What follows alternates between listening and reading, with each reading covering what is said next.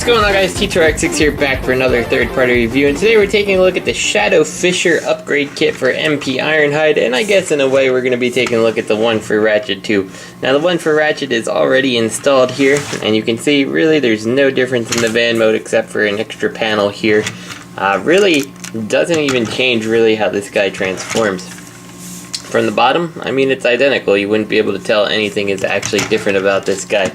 So the kit consists of these two door pieces, a new set of wheel pieces, a screwdriver in case you don't have yours, and some screws. You do need the screws because if I recall correct, when I did the Ratchet one, they're a little bit longer. So you do need the screws, and here's just all the instructions. So we need our Ironhide in robot mode, so let's go ahead and make that happen. So before we start disassembling, I figured we'll take a quick look at Ironhide as he is, and you can see we got the hollows here, which kind of makes this unsightly, the hip panels and the butt wheels. I don't think we end up switching the butt wheels out, but these hip panels will go away and this will be filled in more. The only other gripe I wish it would fix is something up here, but I mean, it's a pretty decent fix for the price. Shout out to my friends over at the Roma Collectors who offered this in their rock box. We'll be using that today. And the first thing we end up wanting to do here is, if we can get to it and expose it, you want to find the best angle that's going to work, and you want to remove this screw right here and this screw right here. So unfortunately it's not going to be the greatest of angles, but let's go ahead and get that screw out.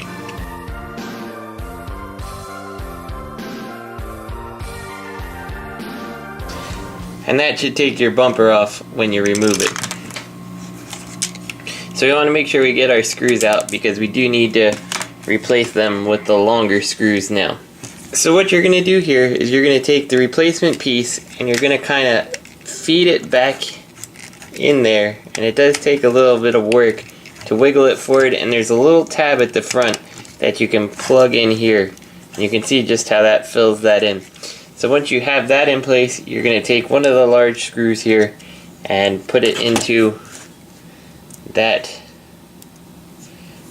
Come on, we can do this.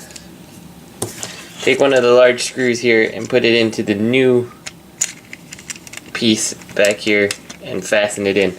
Of course, you probably want to hold the bumper, and if you're wondering which way is the right way, the little like grooved part goes towards the bottom. So let's get that secured in, and we'll do it for the other side too.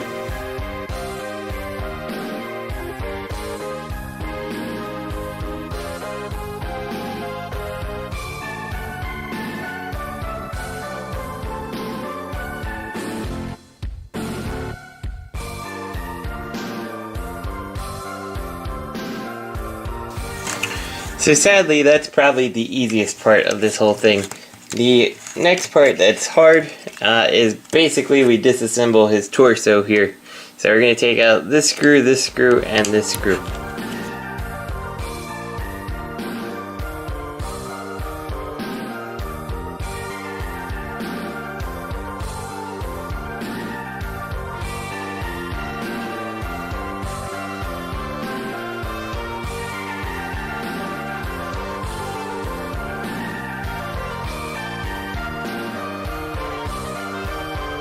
So now that we've got them apart, I will say it's a good thing that Shadow Fisher's given us 3 more screws because the ones Takara used just aren't all that great here.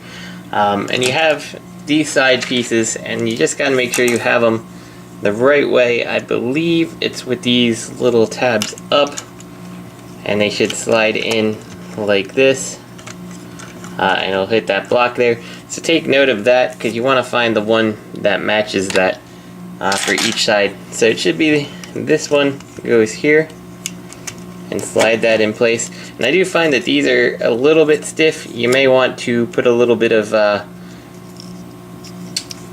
lubricant on them just to make sure they slide in and out a little easier. But basically you've got that. Go ahead and put that back together. Come on, stay there. And go ahead and install the rear panel of Ironhide here. Then use your 3 Shadow Fisher screws and put them into the new holes. You don't have to if you were able to keep yours pretty clean, but I've been toying with messing with the way the wheels and stuff worked on this Ironhide already, so I've taken this thing apart a handful of times and those screws just are not going to cut it anymore.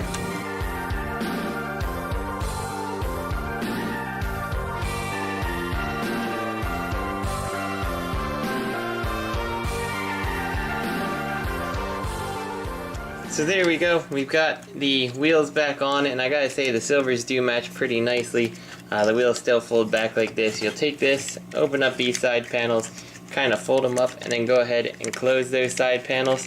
If the side panels are closed, you will have some trouble getting it past everything, but it does kind of make this a lot more seamless. Still got the gaps on the top, but I think it's a pretty drastic improvement onto the Ironhide mold for only a little tiny bit of money. The wheels here, let's see if we can pull out some of the Ironhide wheels here just for reference. Bring that up and bring this thing around. The wheels, you can see they match them pretty dead on. I don't really see anything noticeable. Actually, maybe the little, I guess, rut in the wheel is a little more visible here, or not as well painted or something, so it's a little more noticeable, but I mean, negligible difference here. And just real quick before we get out of here, just so you know, when it's transforming, everything is the same way. These pieces still kind of slide out to get into the proper position. You still rotate them down. This piece is still going to come up and around here. I suppose the only thing that's a little bit different is because of the side pieces here, you do end up having to kind of mess with it a little to get the front end to snap in and in place, and just leave these down while you go ahead and do the rest of the transformation.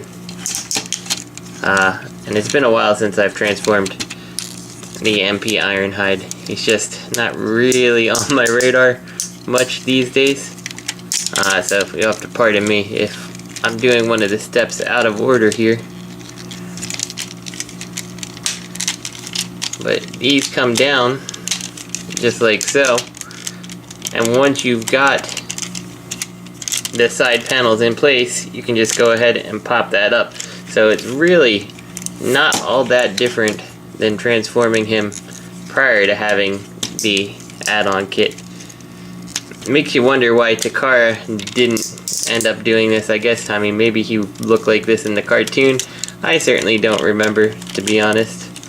I would never have pictured him of having the little leg panels on the side there. I know the van on the chest looked a lot more complete, so the Shadow Fisher kit offered pretty much everything I wanted to see in my MP Ironhide. So there we go, you can see that it's all there. We just have to work out this panel, which is just a pain. There we go. I mean, it really doesn't change how any of this comes together when you bring him back into his van mode, and you honestly can't even see that it's installed if you're not looking for these. You do get a little more of a gap between the glass and this, which, I'm sorry, you don't. You can take that away just by pushing it in a little more. I didn't push it in enough. So my one complaint about the kit that I had was my error there. Looks great, no problems here. Highly recommended for the price, and it does nothing but improves MP Ironhide. And worth noting that the stripes do line up properly like they're supposed to on both sides, and the colors are pretty close to being a match. And since it's a changing gradient there, you know, honestly, that little triangle that's just slightly different shade doesn't bother me. For reference, on Ratchet, it looks just fine too. Red looks fine and lines up just fine. So this is T2RX6. I highly recommend the Shadow Fisher kits if you can get your hands on them, especially if you didn't like their side panels like I never have. Just make sure that you have some good screwdrivers, because, you know, as much as I love my piece of crap repair kit by the Roma collectors.